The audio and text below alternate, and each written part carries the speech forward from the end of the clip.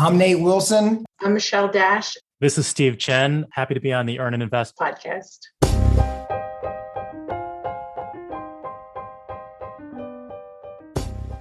I was racing madly towards my goal, haphazardly. I figured if I just had enough money, if I was just financially independent, all my problems would be solved. Imagine my deep disappointment when I finally realized that I was actually there, that I had enough money, and yet I was no more happy or carefree. I still had problems, just not money problems. The part of my job that I still loved, the part I would do even if not being paid for it, was hospice, taking care of the terminally ill. And it didn't pay very well, which was probably the reason I had avoided it up to this point. But should I have? Maybe I would have never burned out if I had started my career doing the work I love. Maybe financial independence would have come at a much later date, but would it have mattered? Why was I in so much of a rush? When it comes to financial independence, is it better to be the turtle or the hare? Steve Chen is an entrepreneur from San Francisco, California, and is currently focused on creating a new way to help anyone get on the path for financial independence. He is the founder and CEO of New Retirement, a platform for financial planning and creating a virtual financial advisor. Nate Wilson is a strategic account manager for New Retirement. His goal is to build and develop relationships with leaders who recognize the personal and professional impact of empowering individuals in their pursuit of financial independence through digital solutions. And Michelle Dash is the Director of Consumer Products and Services at New Retirement. She received her Bachelor of Arts from the University of Michigan and a Master's in Human-Computer Interaction from DePaul University. Stephen, Nate, Michelle, welcome to Earn and Invest. Steve, let's start with you. This is a difficult question, I have to admit. Where does financial independence fit in your top 3 life goals? That's a good question. I would say it's probably number 3, right? So first would be taking care of my family. Second would be staying healthy in service of my family and like our business and friends and stuff like that. And I think third, would be being on the path for achieving financial independence. Michelle, so I'm going to make it a little harder on you. I'm going to take out family because I'm going to assume that most of us are going to put our family first. What do you think, especially with your personal goals, what your top 3 are, and where does financial independence fit into it? For me, financial independence has always been my top goal. To me, it sits over everything else because when you have financial independence, you have a lot of choice, both over your time and in the variety of things that you can do. So it's always been one of my guiding goals, and it allows me to reach all of my other goals by reaching that financial independence milestone. So I'm interested here, Nate, because Steve and Michelle, now we've got a 1 and a 3. Where do you think you fall?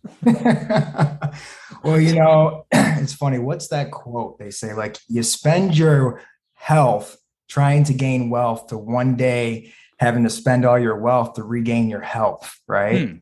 And I guess that comes to my mind when you ask this, because financial independence has always been top priority for me. But now I'm kind of going through this little shift, I guess, at 34 years old and thinking there's a lot of other things that I haven't necessarily spent time and effort into as much as I want. And, I have reached certain levels where I'm confident now of my financial journey, where my priorities and values are kind of shifting. And I realize I need to spend, some time and work on the other things that are going to be important in my life. Steve, here, I don't think I'm letting anything out of the bag by saying that you and I probably age-wise are maybe slightly older than Nate and Michelle. Do you think it's an age thing? Because I feel very much for you, financial independence, wouldn't call it an afterthought, but it comes after some other things. Whereas Michelle and Nate, I think it's a little bit closer up to the front. Do you think this changes with time? Well, I think, I came to it much later in my life where like I met Nate and Michelle at a FinCon, a few years ago. And it's kind of interesting hearing their stories. I was there to like promote our business and like meet people that were, bloggers like you or podcasters, influencers in the personal finance space. And it's kind of interesting to meet individuals that were showing up just to like learn about FIRE, which was at that point pretty new word to me, and why they were pursuing it. And so, yeah, I think I had a much more traditional career where it was like, hey, start working. The 401k was like, kind of the things were actually, when I started working, 401k was ascendant, but it was still relatively early. And there was a lot less financial literacy. And so just kind of like working and making money and then being an entrepreneur, I was focused on those things and a lot less on like, hey, I could have complete financial control. But it was kind of interesting to meet these folks that Nate, Michelle, that, were kind of, I don't know, not born into it, but like learned about it much earlier and, much farther along than I was at their points in their lives when we met.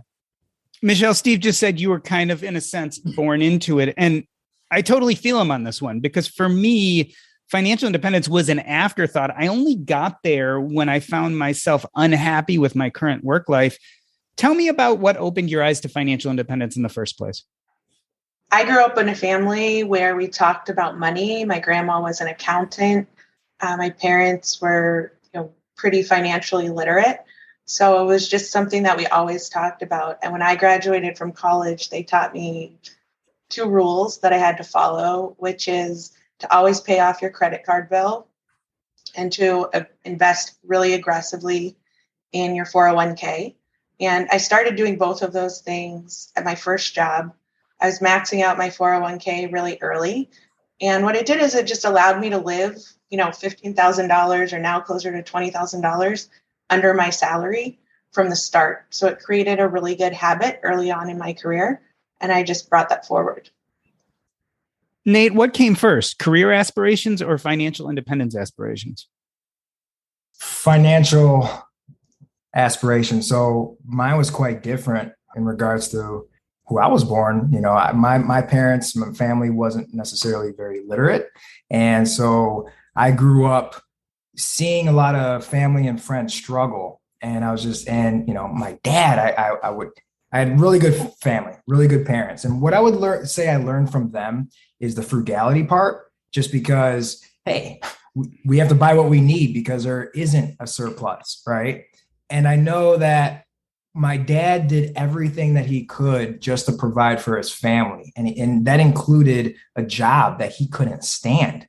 And I watched him just go to a job that he didn't like. And he was just like, please don't end up at a power plant. Like, I want you to go to school. I want you to do, you know what I mean? I want you to have options. And he just always pushed me to do that. And even into like my corporate career, when I started working for big companies, big Fortune 100 companies, I still saw these shackles that people had.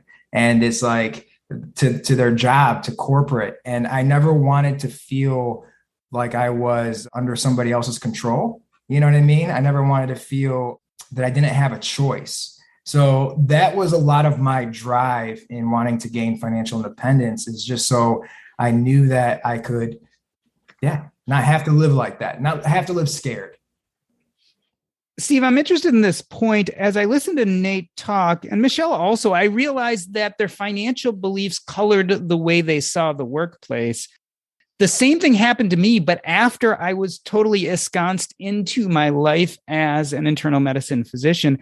I'm wondering how financial independence changed the way you looked at work. Like, you came to it a little bit later, like I did. Did it change the way you looked at either entrepreneurship or your job in general?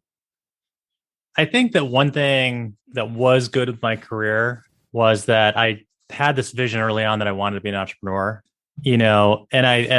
and my evolution of doing this, building companies, it's like I realized it was a nice, happy path of like having more control over your life and kind of deciding how you want to spend your human capital and maybe having some nice upside to it. One thing that Nate was saying, resonates, and I've heard this, especially in my career. I think it's less true for newer generations, but I was looking it up because I don't remember, but it's like Henry David Thoreau is like, the mass of men lead lives of quiet desperation. I really think that was true, very true for earlier and older generations, that many people weren't super happy and they made all kinds of sacrifices. And I think that informed their lives. I mean, generally people have been getting higher quality lives over time, but like when I grew up, we moved to a town in upstate New York because my dad got a job at like a company there, and so the whole family moved. And then like our whole lives were shaped by that decision and subsequent decisions that primarily my father made. And that was true, at that point in time. And it's like, I think now for many folks that are better educated, they have much more choice. And we're seeing that now with the remote work and people really relocating en masse, that like people are taking control of their lives, right, in a huge way. And they think about their work and where they're going to live very differently than earlier generations. But it's back to basically, to just wrap it up, I think it's really back to control. Big concepts for people are schedule control. As soon as you realize, hey, can I have schedule control and like where I live? If you get your hands on that, you never want to let it go. Like you'd have to pay people a lot to let them give that up. Michelle, let's talk about that Henry David Thoreau quote, quiet desperation. As a card-carrying member of Gen X, that was like table stakes. I think we, in a sense, prided ourselves on that quiet desperation. Does that resonate with you and your generation?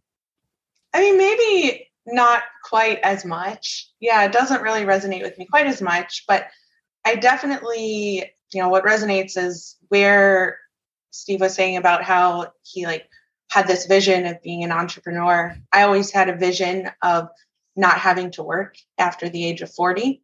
And so, I think that when you find whatever it is for you, what resonates and kind of drives you to your goal, it can be really simple. And you just kind of use that to anchor yourself across the other decisions. Nate, I'm interested in what Michelle just said, this idea of not having to work after 40.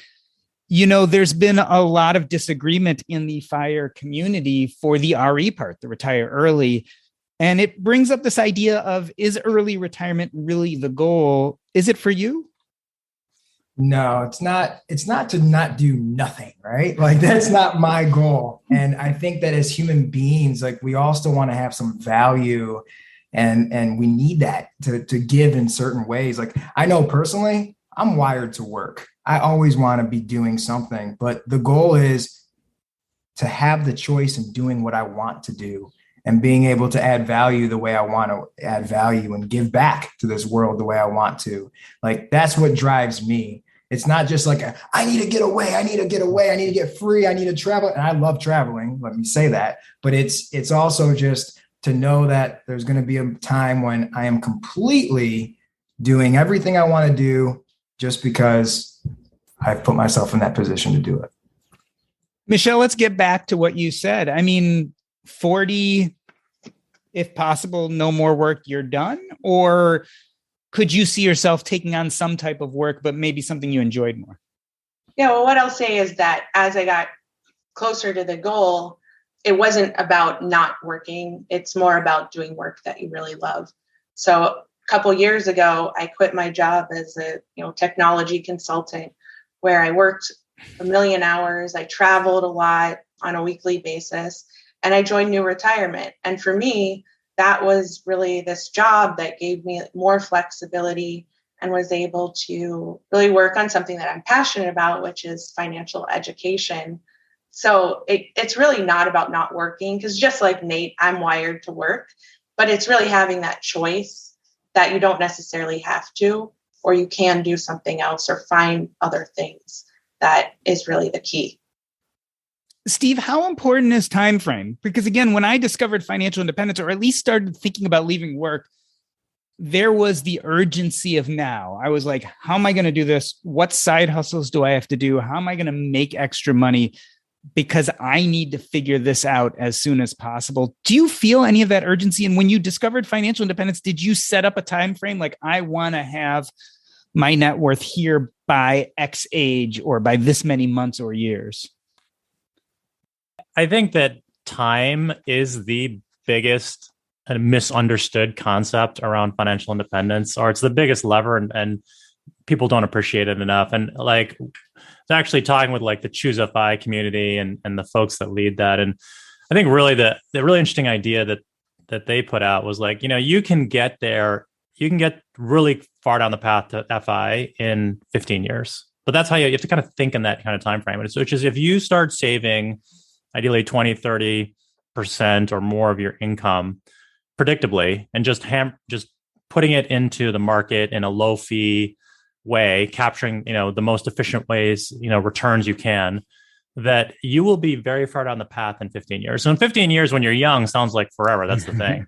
When you're older, you're like, if I started at 20, and really started doing this, it's like the lessons Michelle had, right? Like, don't have credit card debt, save aggressively. If you can do that from 20 to 35, at 35, you'll be so thankful for your 20-year-old decision that you made that. But it's really hard. And really, the average 20-year-old has no idea. The only way they're going to learn this is family that has lived it, right? Or a community of people that are doing it. And that's where I think these communities are really powerful. They're seeing other people. They can hear the stories of folks that are ahead of them that are like, okay, I made decisions, and it becomes very real to them.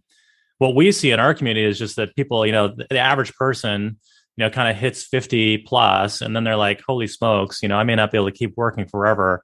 This may become very real in my life soon, that I need to have income for what is, in a good and bad way, like an increasingly long, time frame, right? There's definitely, with, medical advances, we might be living till, 90, 100, and so you need to really think longer term. So I would just say, I think that's like a huge lesson, and I wish more people would understand that, and that it, for many people, would become much more defaulted, that they could kind of like save significantly more amounts of money, and so then have that like cushion. Because once you have a certain amount of money, the FU concept was the lesson I did learn early on. Like, have some FU money so that you can do whatever you want. That resonated with me when I was very young, and I was like, okay, that sounds great. And having that let me personally make different choices. Like, I bailed out of a consulting job, in my mid 20s to start my first company. We subsequently sunk like every penny we had into it. And, it was like, but it was a decision that led us like down a certain path. And if we didn't have the money at all, then we'd be like, okay, well, I got to keep doing this thing forever. And, then you look back, and then suddenly, too much time goes by. You're kind of like, I made the decision, and I'm kind of trapped in this situation. Nate and Michelle, I want to get your take on this. Let's start with Nate.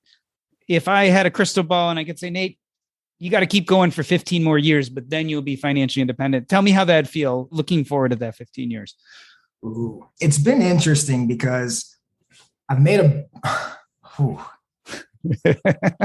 here's the beautiful thing right now that I'm feeling very fortunate of in my life is this whole year I've made a big pivot, and I actually feel like I am heading towards my North Star already.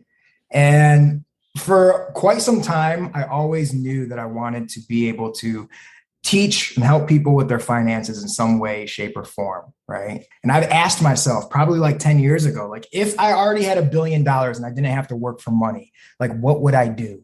And it was like, teach financial education. And when I said that to myself in my 20s, I'm like, first of all, who the hell are you, right? Like, and then, but that stuck with me, and that's been consistent in my life. And how that plays out, I don't know, but I'm just kind of going with the flow right now. And between coming on board of New Retirement and believing in what, Steve has created and what we're trying to do to help other people achieve financial independence, for, things that Steve's allowed me to even step in on outside of New Retirement, I'm just finally feeling like I'm in that direction. So I encourage people and listeners to not always wait until, okay, after 15 years, like, keep an open mind to say, what kind of things can I change now to start getting prepared for what you were anticipating doing in 15 years, if that was the case, if that makes sense, So I'm in a very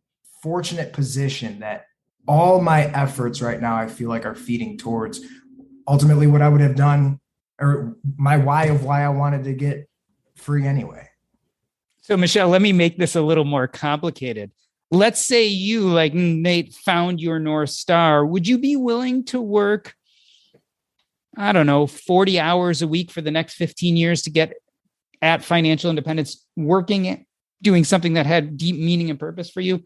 Or would you rather work 5 years, maybe something you don't like, grinding it out, maybe working 50 or 60 hours a week, but then you'd be financially independent within 5 years? What sounds more appealing to you? Definitely the longer path that's more enjoyable, because, you can't get time back, and that balance of working and other aspects of your life is really important. One thing that for me in my journey, I was thinking about, transitioning to teaching finance or talking about retirement for quite a long time before I actually made the move. And as I went to different seminars and heard people talk about retirement, they often said, people who are ready to retire, it's like 1 more year, 2 more years, 3 more years until they actually pull the trigger and retire. And that's exactly what I found myself doing from transitioning from my old career in technology consulting to, technology fintech. But it took me probably 3 or 4 or 5 years to actually make the move before I really thought about doing it. And so I love what Nate was saying about just starting, because it's really possible to do both and have that balance. And sometimes it's just about, taking the first step. So reconcile this a little bit with some of the other things we talked about, because I'm getting the feeling that really over the last few years, things have changed for you. Because in a sense, we talked about how financial independence was one of your top 3, if not the top. We also talked about this idea that, I'd love to be, able to stop working at 40. And yet when we just kind of flipped it around a little bit, you said, yeah, I think I would rather take the long path and kind of do what I like. Do you feel like this has been an evolution?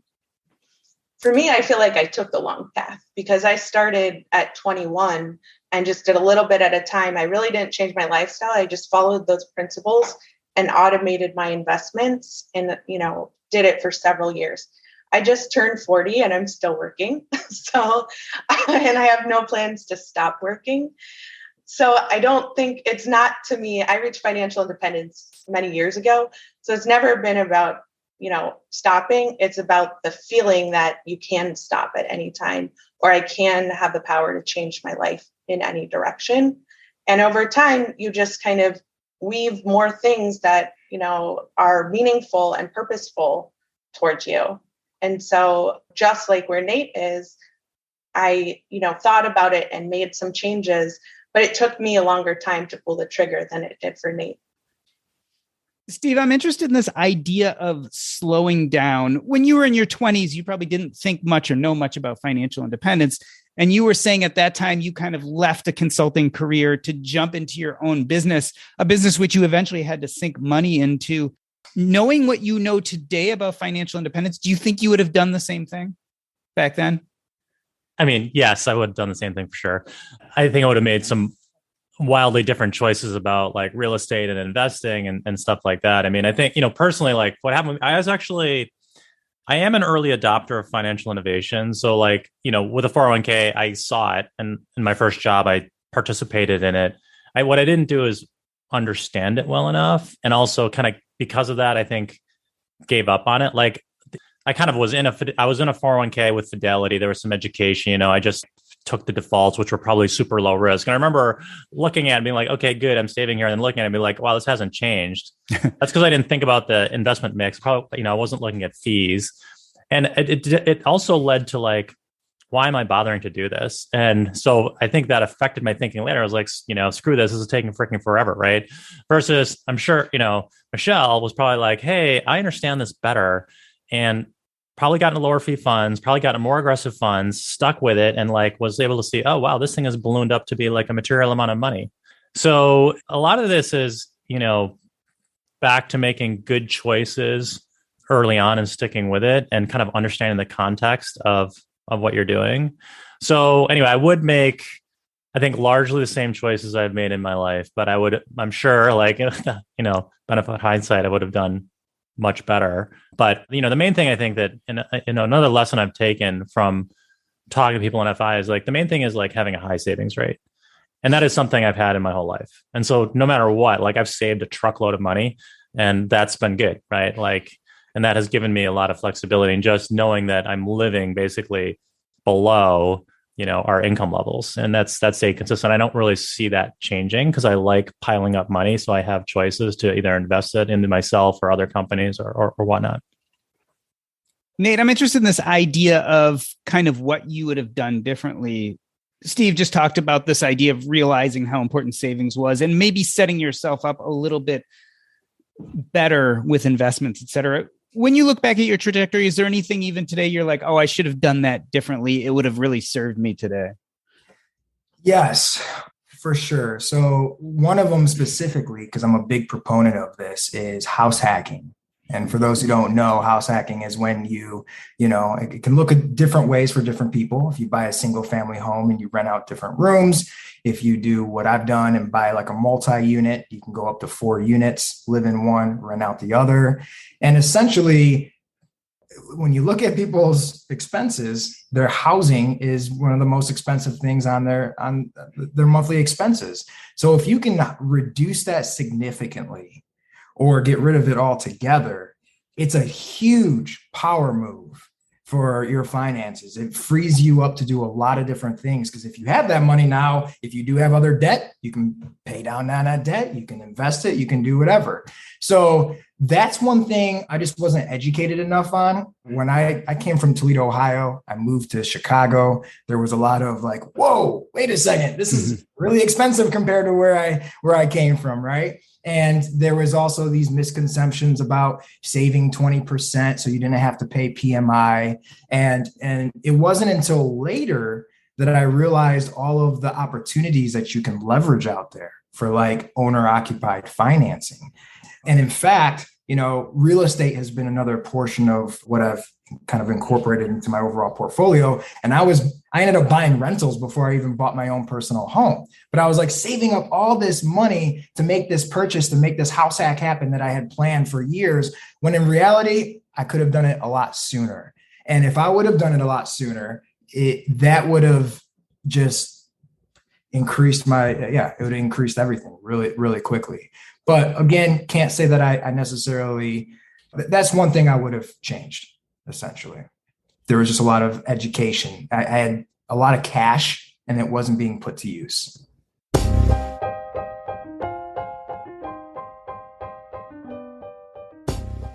We are talking to Steve Chen, Nate Wilson, and Michelle Dash, who all work for New Retirement. And we are talking about the speed on our path to financial independence. We are going to take a short break. I'm Doc G, and this is the Earn and Invest podcast.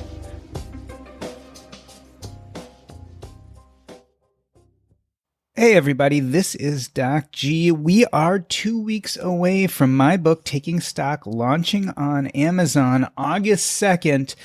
We now have both a paperback version, a Kindle version, and Audible's version is coming out. It is now available for pre-order. Check it out. You can go to earnandinvest.com/preorders. Again, that's earnandinvest.com/preorders. And you can see both the Kindle version, the paperback version, and the Audible version. I hope you'll check it out. This really is a culmination of all we talk about here on the Earn and Invest podcast, as well as all the personal finance blogging and public speaking I've been doing for years. It's about what my hospice patients at the end of life have helped teach me about money and how we can live a regret-free life. I really hope you check it out and enjoy it. Now back to the show.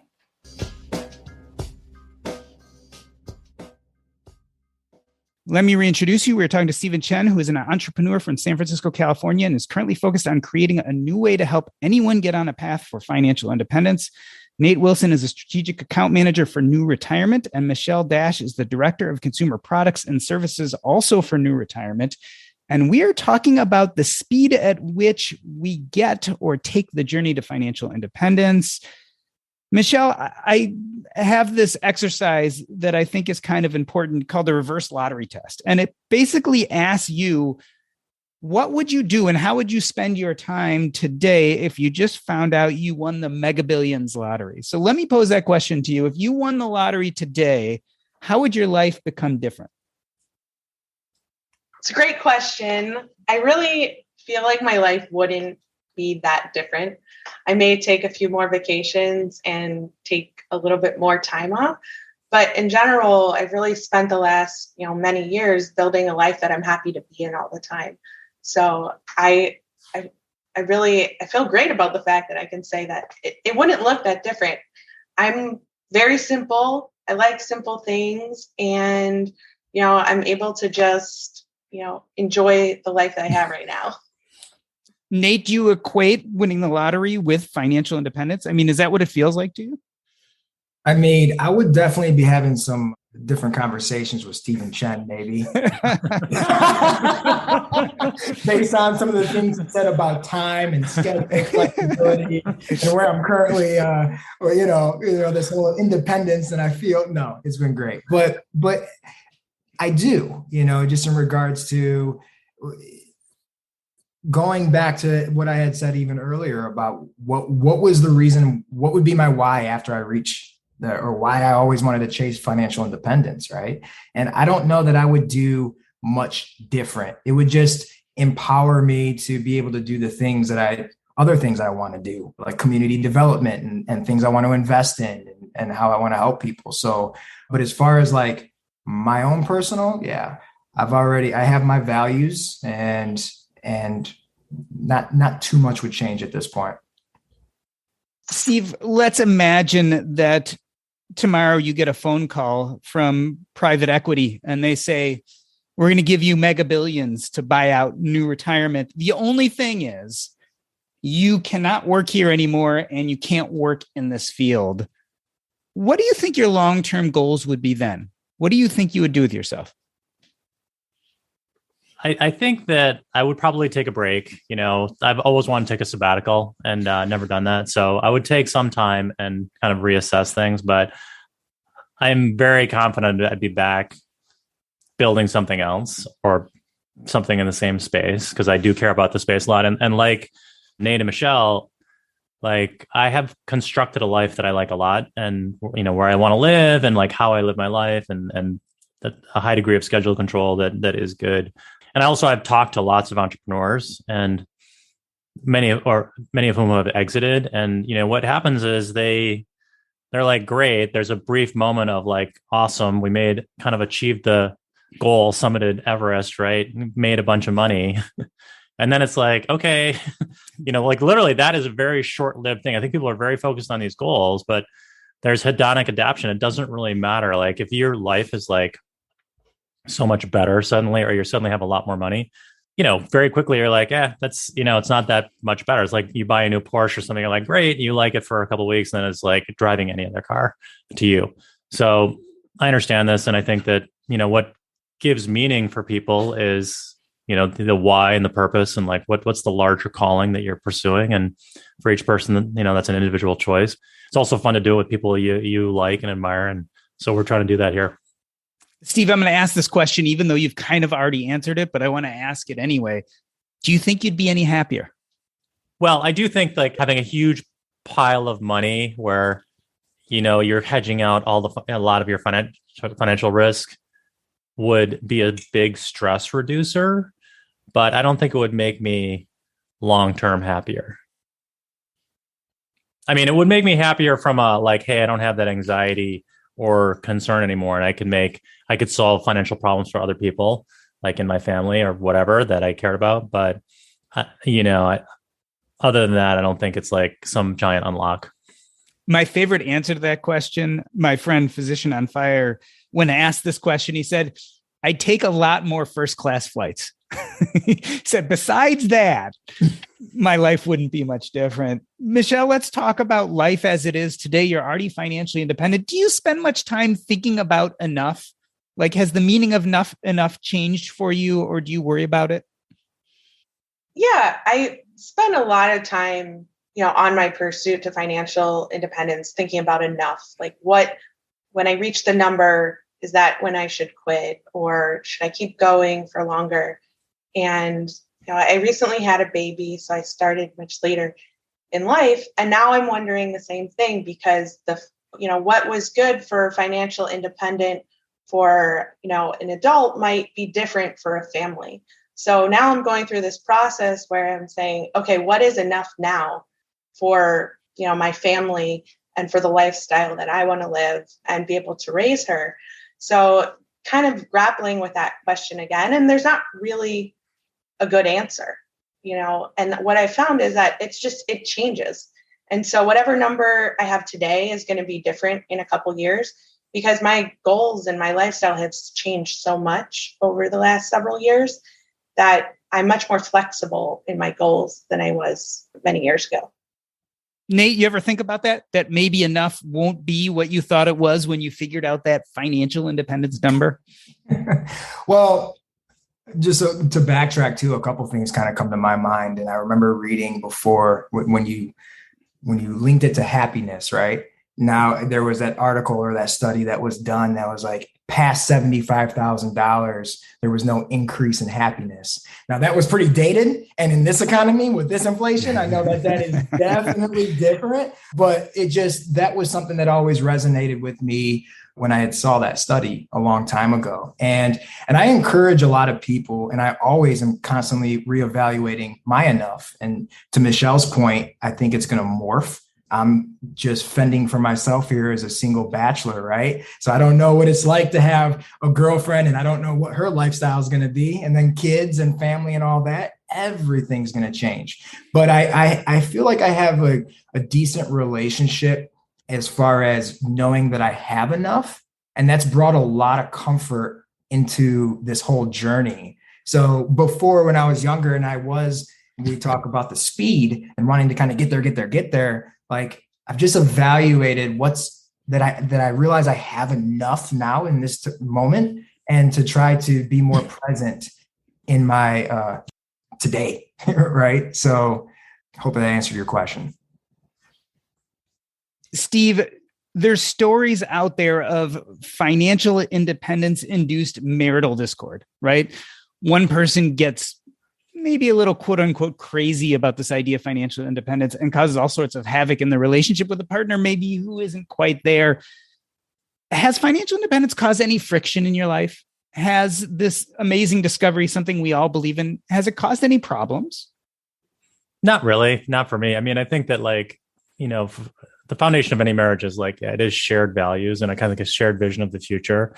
So I would say that I generally have that, with my wife and our family. And we all make trade-offs and compromises that everyone makes to kind of make things go smoothly. But no, I think in general, as long as you keep the big picture in mind and kind of the general trajectory that you're pursuing kind of aligned, it can work. I would say if where things don't work is if someone has a very strong view about a certain thing and someone else completely disagrees. But, I think in general, hopefully you can navigate it. And that's part of any good marriage, right? It's hard. Like you got to work at it. Things evolve. Like if you're married for a long period of time, then, your life is changing dramatically.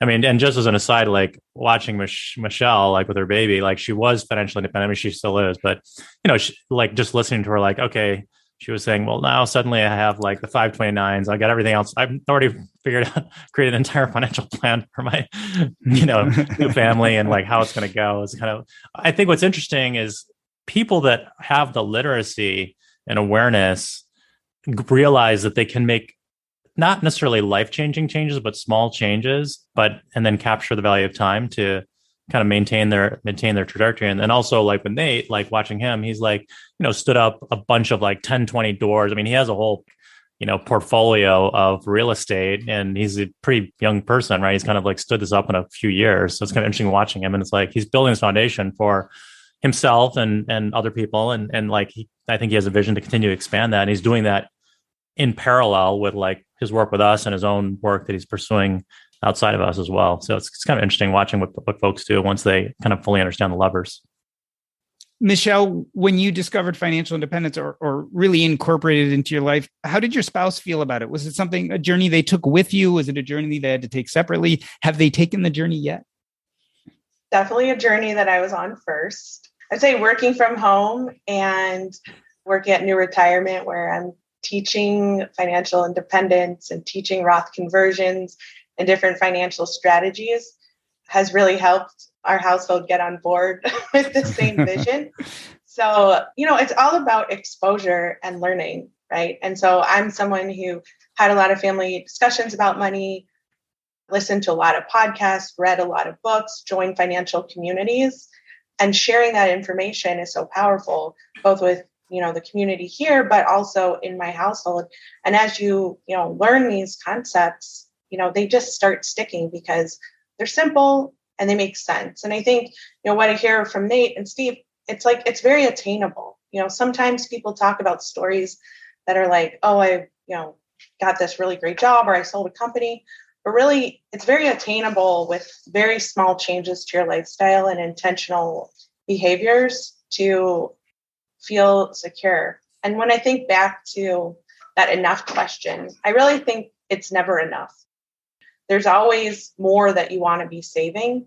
And it's really feeling like, what is enough to spend, right? And it's something that we see with our retirement community a lot. I've saved all this money. I have it all here. I've reached my goal. Now, how can I also feel comfortable spending it?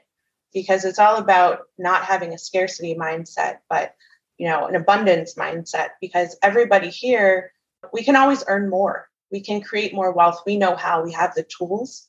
And so it's about, learning how to spend and that balance between what you've already saved.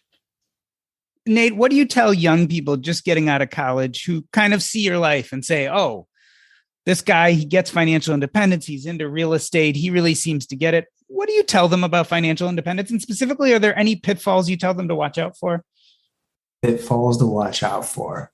Well, again, it comes back to values and putting a gauge on your spending. Because I'm not one to be like, hey, you can't have your lattes, as they say, right? It's just like really assess where you're spending your money and is it really bringing you happiness? Because I've been to some FI groups and I've been surrounded with people who are like hardcore ramen noodles, all that. And I'm there for it. Like I appreciate the journey, but that's like not me. If they saw my travel budget, people would be like, huh, and I'd probably get like slapped. Like, well, how could you, but it's all about what do you value? And if you can look at that, you'll find dollars to invest. That would be like the first thing I would encourage them is just say, is it truly bringing you happiness?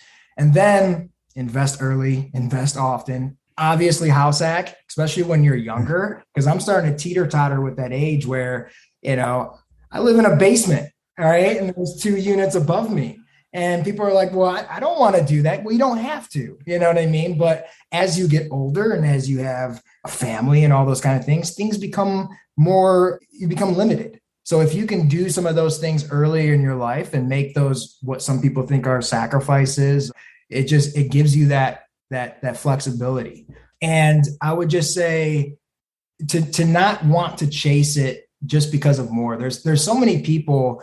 I see this energy around getting financial independence because they really want to tell their boss something like, I need to do this so I can, but I'm with Steve with the whole FU money. Like that is my power, right? Like that's why I said it in the beginning. I never wanted to feel like I was like shackled, enslaved by another person. So there's that component, but it's still a different energy when all you want to do is do it because you want to make a point versus what are you chasing? What do you want? How would you want to spend your time? And I think that's just a more positive way to look at it. So you're trying to, be a little bit more cognizant and with what you're doing today. I was very unhappy in my last role and I didn't have to be there. And you know what I mean? And so I'm glad I went through this because I stayed in a job that I was like, I was unfulfilled and I had the choice to leave, but I went through that. And I think it was important for me to go through that because now I do resonate. I know what it feels like to people that are tired, the people that are, whatever reasons that they don't want to leave. We all have our own, but kind of rambling on. But just to go back to find out what you're chasing versus finding what you're trying to run away from. Steve, last word. You've gone through this process. You've also built a business. You've been involved in entrepreneurship for quite a few years. Any advice you'd impart to young people, and specifically for someone like you who may be really interested in this jump into entrepreneurship?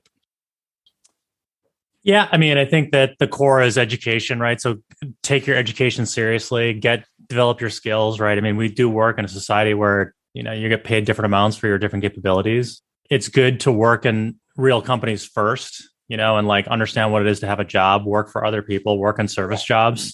I worked as a checkout person. I worked as a pizza delivery person. I delivered newspapers. I did all kinds of stuff right before. And I was a consultant. That was good too. Before I went off and started my own company and then I started with other people first before I started my own on my own. Yeah, it's a journey of self-development. But I think the good thing is that also in this country and in certain parts of it, the Bay Area, but now many more places, there's this real culture of you can take the risk and it's worth going for. And it is incredible what's possible now and I see this in our team and what people are doing, right? The world has changed where, folks can go off, have an idea, pursue it, and rally another team around that idea and get a lot of amazing things done. I encourage every entrepreneur I meet to go for it. And more are reaching out now. It's kind of interesting, especially in this environment where when the economy turns down, more people start companies. And also in our community, we see a lot more people starting companies. Over 50, there's a lot of people that start companies and they actually tend to be more successful. But yeah, no, I would just say, hey, invest in yourself, save money, build a nest egg so you can do it. And then, make a well-informed leap when you decide to do it. Well, Steve, Nate, Michelle, I wanted to thank you for being on Earn and Invest today. What I take from our conversation are there are many paths to financial independence, and indeed there are many speeds. But I think we'd all be better off if we learn how to save and invest wisely early. It just opens up the possibilities to go as fast or as slow as you want to. And that's a superpower. I wanted to end this episode the way I end every episode by asking you what is up next in your life and where people can find you if they want to learn more. Steve, let's start with you. What's up next in your life and how do people reach out to you? Sure. So for us, we just raised some money for our Series A. So we're building our team. We're 30 people now. Super thankful that people like Nate and Michelle have joined us, and we're continuing to kind of really lean into, growing the direct-to-consumer side of our business, but also the enterprise side. We're taking our platform out and making it available to companies and financial institutions so that they can grow their own versions into retirement and bring financial literacy and empowerment at a super low cost and an aligned way to, hopefully tens of millions or hundreds of millions of people worldwide. So that, that's the main focus for me. You can find me at newretirement.com. Michelle, what's up next in your life and how can people find you? Well, at New Retirement, what I'm really focused on is bringing classes to the masses. So beyond just building a retirement plan, we're rolling out tons of classes to help you make financial decisions. And you can find me at New Retirement. And last, but of course not least, Nate, what is up next in your life and how can people reach out to you? Can I say a little bit of what they said? And also, just to continue trying to push forward on doing another house hack, living in different ways to show other individuals out there that financial independence can be theirs. And just, trying to live out my way to be an example for others and younger people. Jordan, I really appreciate the opportunity to, I know this is a little bit dominated by our business, but it's actually great to take this time with, you and Nate and Michelle. I actually learned something more about these guys as well, just doing this. So I appreciate you taking the time to have us on here. No problem. New Retirement is a fascinating, fabulous platform. I think everyone should check it out. But I actually wanted you three on because I just felt like, as opposed to being an advertisement for New Retirement, which it isn't, you just had fascinating stories and could give a little perspective on the different ways we look at financial independence. And so thank you all for coming on. This has been the Earn and Invest podcast. On behalf of myself, Doc G, I wanted to thank Steve Chen, Nate Wilson, and Michelle Dash. That's a wrap.